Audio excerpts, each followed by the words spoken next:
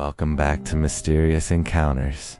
In the world of professional wrestling, few were as revered for their sheer intensity and technical genius as Chris Benoit. They called him the Rabid Wolverine. He was a world champion, a husband, a father. But on June 24, 2007, that legacy was shattered. Police breached his Fayetteville, Georgia home to find a scene of unimaginable horror. Chris, his wife Nancy, and their 7-year-old son Daniel were all dead. The initial shock gave way to a horrifying revelation. The authorities were not looking for a killer. They believed they had found him. The official investigation painted a chilling timeline. Over a nightmarish 72-hour period, Benoit, the celebrated family man, allegedly murdered his wife and sedated his son before killing him. The search for why led to his brain. Post-mortem analysis revealed a catastrophic level of CTE, chronic traumatic encephalopathy.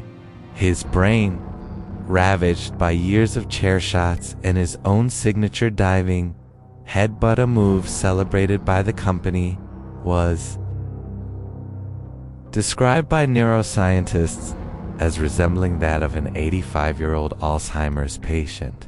The narrative was sealed. A mind, shattered by the very profession that made him famous, had led to an incomprehensible act of violence. But for every answer, deep, unsettling questions emerged. Hours before the world knew, a mysterious post on Wikipedia announced Nancy's death. The official explanation? A bizarre coincidence? Benoit sent cryptic texts to his friends with his home address, a virtual breadcrumb trail. Why? And then there are the details that don't fit the roid rage theory. The Bibles, the methodical, almost ritualistic nature of the scene. Some in the wrestling community whisper of older, darker grudges, pointing to Nancy's controversial past with another wrestler, Kevin Sullivan. Was there a third party in that house, someone who knew how to cover their tracks and frame a broken man? The evidence is circumstantial, but it refuses to disappear. The corporate whiplash from WWE was violent.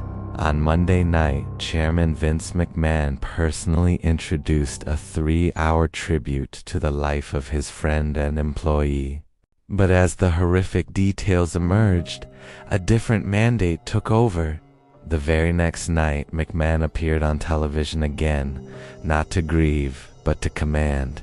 He declared that Chris Benoit's name would never be mentioned again on their programming. It was more than a statement. It was a corporate edict.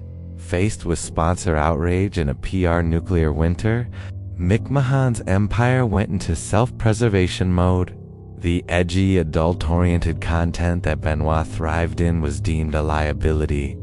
The PG era wasn't just a new marketing strategy. It was a desperate, calculated pivot to save the business, a direct consequence of the horror that one of their biggest stars, whose deadly injuries were sustained for their entertainment, had unleashed.